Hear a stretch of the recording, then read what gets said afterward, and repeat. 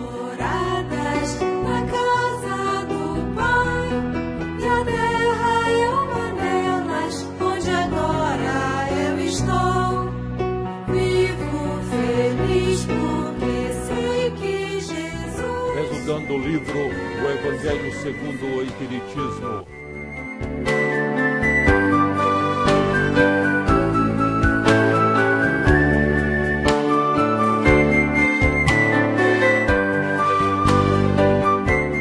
Para estudarmos o Evangelho segundo o Espiritismo, vamos relembrar a estrutura didática que tem cada capítulo do Evangelho segundo o Espiritismo.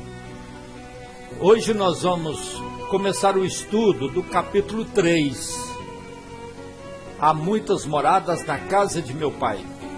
Vejamos que cada capítulo do Evangelho segundo o Espiritismo tem uma relação com o capítulo anterior.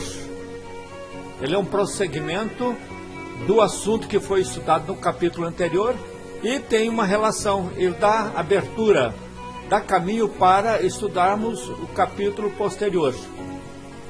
Então, o capítulo 3, nós estamos vendo aqui que há muitas moradas na casa do meu Pai. Vejamos que no capítulo 2, nós estudamos meu reino não é deste mundo. Com isto, Jesus, então, estava afirmando que existia vida, existia mundo além da terra.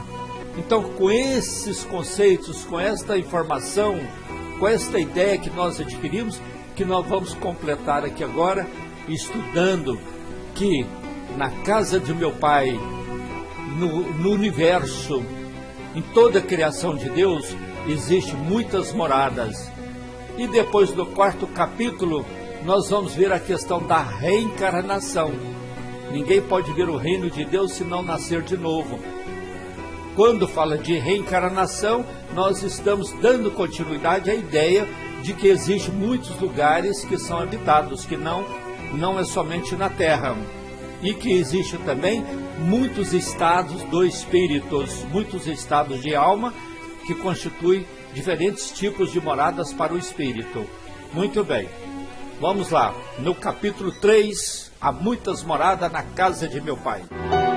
Bom, relembrando ainda a questão da estrutura de cada capítulo do Evangelho segundo o Espiritismo, podemos ver aqui no capítulo 3 que tem aqui o ensinamento do Cristo. Há muitas moradas na casa de meu Pai. E depois nós encontramos os comentários de Allan Kardec em cima desse ensinamento do Cristo. Ele fez aqui 3 comentários. Diferentes estados da alma na erraticidade, diversas categorias de mundos habitados, destino da terra e causa das misérias humanas.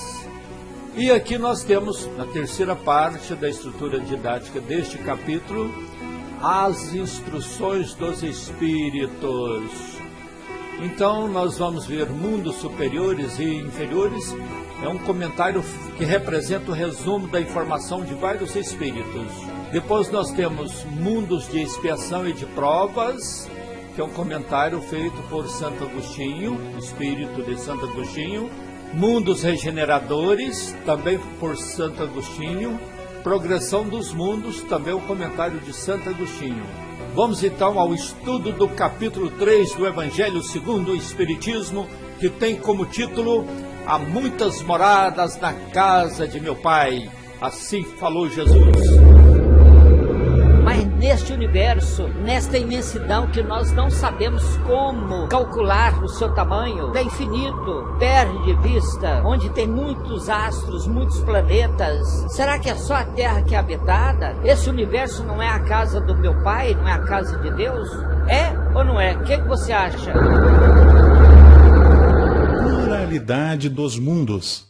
Perguntas 55 a 58. Todos os globos que circulam no espaço são habitados? Sim, e o homem da Terra está longe de ser, como supõe, o primeiro em inteligência, em bondade e em perfeição.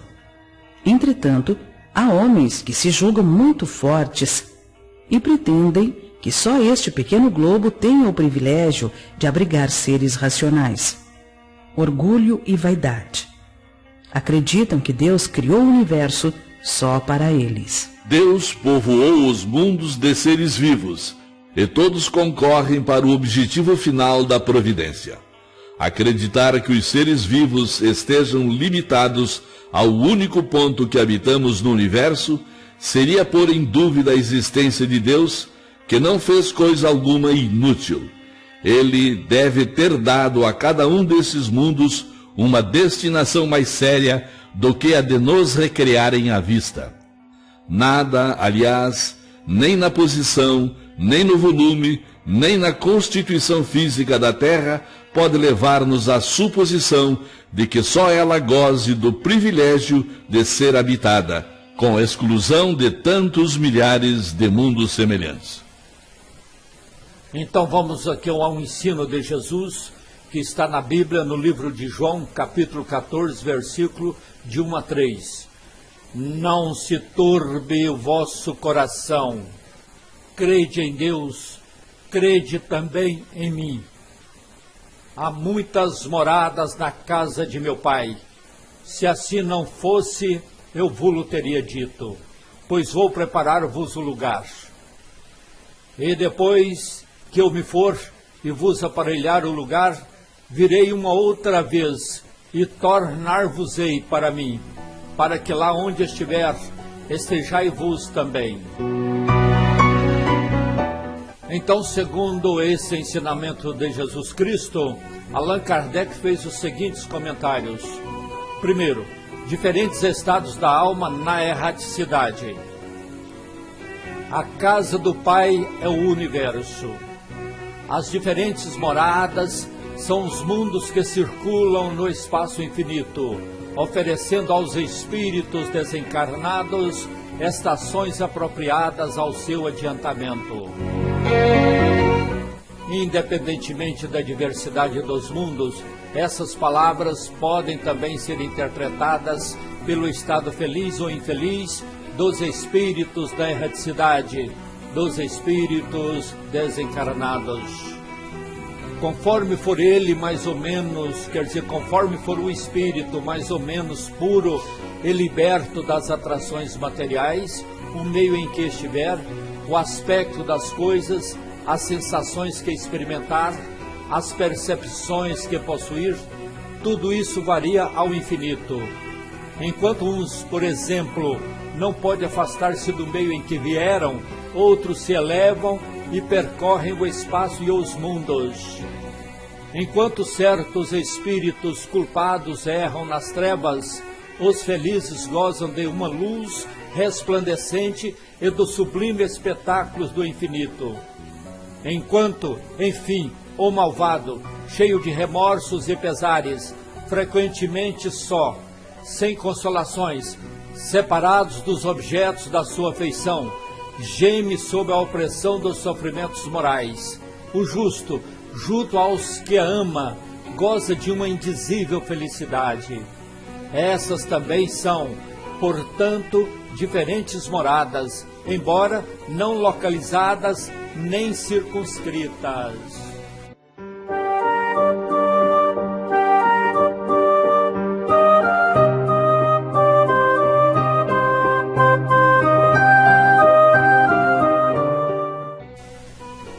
Comentaremos então o capítulo 3, há muitas moradas na casa de meu Pai. Vamos analisar o comentário feito por Allan Kardec, diferentes estados da alma na erraticidade. Afirmativa de Jesus: não se turbe o vosso coração, crede em Deus, crede também em mim. Há muitas moradas na casa de meu Pai. Agora, a casa do Pai. Onde é a casa do Pai? Onde é a casa de Deus? É o universo. Né? Todo o universo, olha aqui, todo o universo é a casa de Deus. Neste universo, nesta grande criação de Deus, existem as diferentes moradas. E nessas moradas podem ser encontradas duas opções.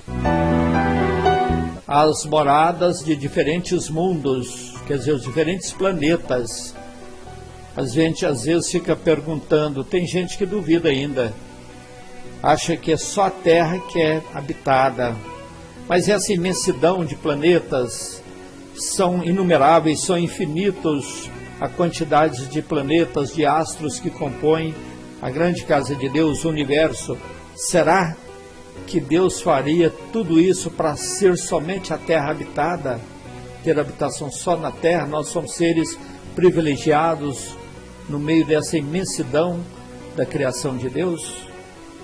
A doutrina espírita nos fala que existe infinitamente mundos habitados. Então existe imensidade de planetas de variados processos de evolução. Além desses planetas habitados, desses mundos habitados, tem também os diferentes meios, as diferentes moradas. É onde a gente encontra os espíritos, as pessoas habitadas de acordo com seu estado de consciência, de acordo com seu mundo íntimo, de acordo com a sua maneira de ser e de sentir. Analisando os diferentes meios no mundo espiritual, ou as diferentes situações em que o espírito possa viver, já que cada um tem o seu mundo próprio, o seu mundo particular, a gente pode ver que esses diferentes meios no mundo espiritual variam ao infinito para o espírito. Quer dizer, são tantos esses meios, tantas essas condições para o espírito, né? Que nós podemos analisar vários aspectos. Por exemplo, os aspectos das coisas. Tem espírito que vê beleza numa coisa, outros não veem. Tem espírito que tem uma visão melhor da vida espiritual, outros já têm uma visão muito precária da vida espiritual. Os aspectos das coisas mudam de acordo com a característica e com o sentimento, com as sensações que os espíritos estão vivendo. Cada um tem a sua maneira própria de sentir a beleza, a impressão das coisas que o rodeiam. Essas diferenças de moradas que o espírito sente são os diferentes meios no mundo espiritual que nós estamos falando. E as sensações que experimente. Dependendo então da condição que o espírito esteja, ele tem sensações bem diferentes, sensações horríveis aqui nessa condição. Às vezes de medo, de frio, de nojo, de todo tipo de sofrimento. E aqui já uma sensação agradável, de prazer, de alegria. As percepções que tenha. Aqui ele não percebia tanta coisa, ele não percebia a presença dos espíritos de luz que estavam ali para ajudá-lo e para ajudar todas as pessoas que estavam naquela região. Mas eles não percebiam, porque estavam num mundo de sofrimento. Então o espírito, quando está vivendo nesta morada de sofrimento, ele não percebe as coisas como ele percebe quando está livre desse mundo. Quando ele está em outro mundo bem melhor, quando ele está tendo consciência das coisas, está entendendo melhor as coisas, então ele percebe a presença dos espíritos amigos, dos espíritos familiares, dos espíritos bons que querem auxiliar. Percebe melhor a natureza, a beleza que o envolve, percebe melhor o poder de Deus, a presença divina na sua vida. Então as percepções mudam muito de estado, certo? O estado de prisão ou de liberdade, de luz ou trevas, está aqui. Quando a pessoa está no mundo de sofrimento, está numa morada de tristeza, de problemas, ele sente como se fosse uma prisão, como se tudo fosse sofrimento. Agora, quando ele se liberta deste mundo, vai para uma outra morada, uma morada que não seja de sofrimento, então ele passa a ter assim uma sensação de claridade, de luz. Ele tem mais condições de usufruir o seu livre-arbítrio, de trabalhar a sua liberdade. Ele tem mais visão das coisas, mais liberdade de agir e de viver. Mas o interessante é que todos nós podemos construir o nosso mundo na vida espiritual. Isso vai depender de nós, do nosso desenvolvimento na condição de espíritos encarnados. causa dessas variações? Quais são as causas que determinam essas mudanças de mundos? Mundo de sofrimento para mundo felizes. Qual a causa dessas variações? É o mal e o bem praticado. Quando nós estamos na Terra, o mal que nós praticamos nos determina para esse mundo de sofrimento. Só depois de libertarmos, de mudarmos de estado de consciência, de arrependermos dos nossos erros, de buscarmos a Deus ajuda, proteção, é que nós mudamos de mundo. Agora, quando nós estamos na Terra, que a gente tem um espírito voltado para as coisas boas, para as coisas coerentes com as leis divinas, que tivermos uma prática do bem, aí então, ao desencarnarmos, naturalmente nós vamos para regiões melhores, vamos ter um estado, uma morada bem mais tranquila. Então, ainda analisando a causa dessas variações, vamos ver que o grau mais ou menos depurado e desprendido do espírito dos laços materiais, porque a pessoa, quando ele tem um grau assim, menos depurado e menos desprendido aqui da vida material, quer dizer que ele está mais apegado nas coisas materiais, na vida que ele tinha, na vida dos bens temporários, dos bens passageiros, e quando ele desencarna, ele vai estar envolvido nisso. Tem gente que não liberta aqui do meio material, não. Tem espírito que não liberta, constituindo para ele uma morada ainda apegada às coisas que já não pertencem a ele mais. Esses diferentes meios que estamos falando, de moradas na vida espiritual, podem referir-se, pode estar ligado ao quê? Ao estado infeliz do espírito, né? Ao estado venturoso do espírito, ou seja, ao estado feliz, ao estado de prazer, de alegria do espírito na erraticidade, no mundo espiritual. E o que é erraticidade? Tem gente quando fala assim, erraticidade, o espírito que está na erraticidade, é somente espíritos sofredores, é somente espíritos atrasados. Mas nós podemos ver que não é bem assim, olha, porque erraticidade significa estado em que o espírito se encontra no mundo espiritual, aguardando nova reencarnação. Podemos ver no Livro dos Espíritos, nas questões 224, 225 e 226, a explicação bem detalhada, bem clara a respeito de espíritos errantes e de erraticidade, para não deixar dúvidas. O mal na erraticidade, quer dizer, a pessoa que foi má aqui na Terra, o espírito mau que está desencarnado, que está na vida espiritual, ele não se afasta da esfera onde viveu. É porque normalmente o espírito atrasado, o espírito mau, ele ainda é muito apegado nos seus interesses materiais, nos seus interesses imediatos. Ele normalmente atormenta-se de remorsos e pesares. Esses espíritos sofrem muito, e o grande sofrimento deles é isso aí, são os remorsos e pesares. Já imaginou? Tem dor maior do que o remorso? A pessoa desencarna, quando chega lá que ele vê o mal que ele fez, que ele vê as coisas, tudo aquilo de maldade só trouxe problema, que ele esteve totalmente enganado em seus atos, aí vem a dor do remorso, dos pesares. Por que eu fiz isso? Por que eu fiz aquilo?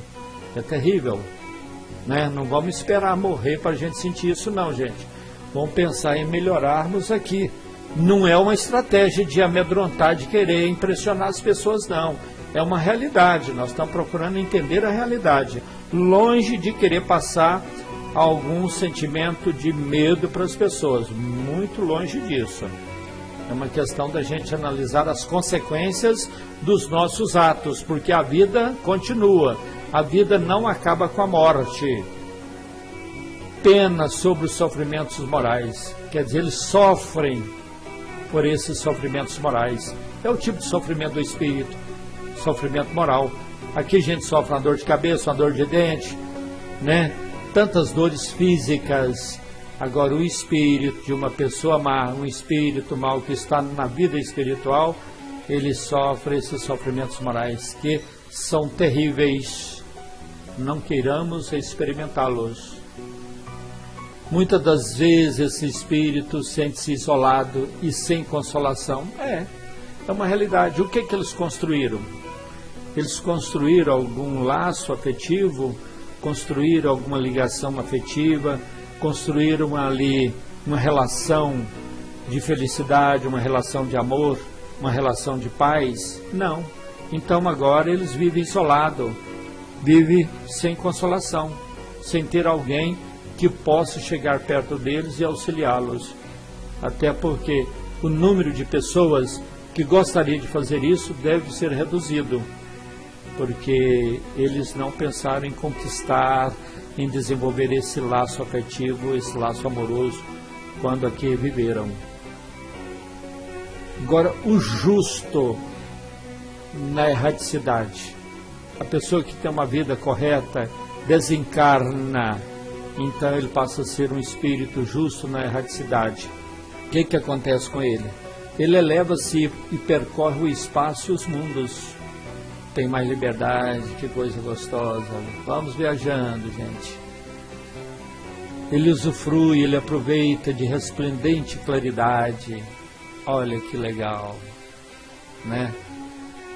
Aqui a gente está vendo umas imagens que dá mais ou menos uma ideia, né? O filme O Nosso Lar ilustrou um pouco essas cenas. Olha aqui um espírito de luz. Tá vendo que beleza, né? O pessoal do Nosso Lar, olha, que parece que eles têm assim, parece que é legal, né, a vida deles, não é isso? Convive com aqueles que ama. Claro, o amor une as pessoas, o amor aproxima as pessoas, o amor nos dá alegria, nos dá prazer. Aliás, eu entendo que amor é sinônimo de bem-estar, de alegria, de prazer.